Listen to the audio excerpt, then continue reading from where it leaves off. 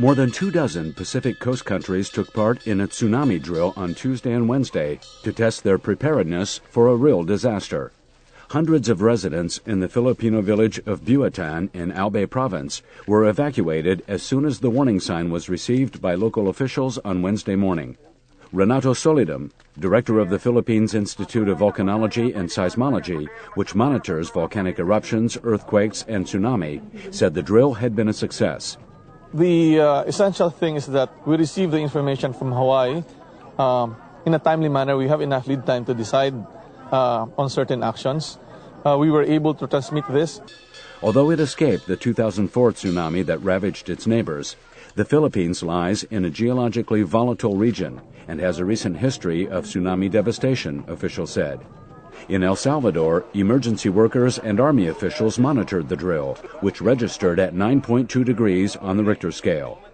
The country's Civil Protection Agency director, Dr. Mauricio Ferrer, said messages being transmitted by the Center for Monitoring Tsunamis would help aid workers warn civil protection agencies in different regions.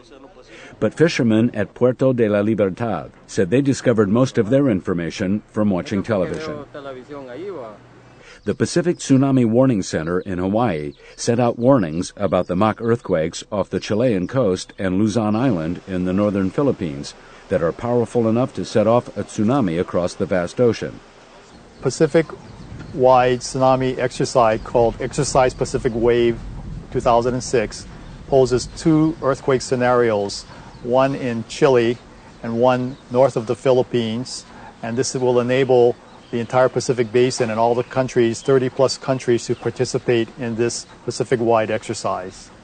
A beeping sound at the center indicated the start of the test, and within 10 minutes, warnings clearly labeled as part of the exercise went out from the facility.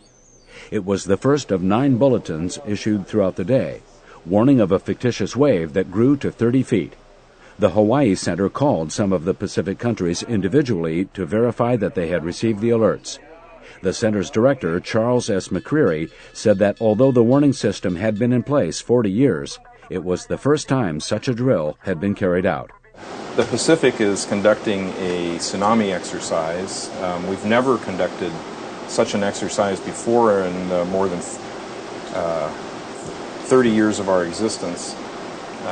So this is a new thing, and it's really was a result ultimately of the December 2004 tsunami in the Indian Ocean that really raised the awareness of all the countries around the Pacific. In China, the coastal provinces of Fujian, Zhejiang, Guangdong, and Hainan were mobilized to receive, process, and dispatch tsunami alert information, state broadcaster CCTV said.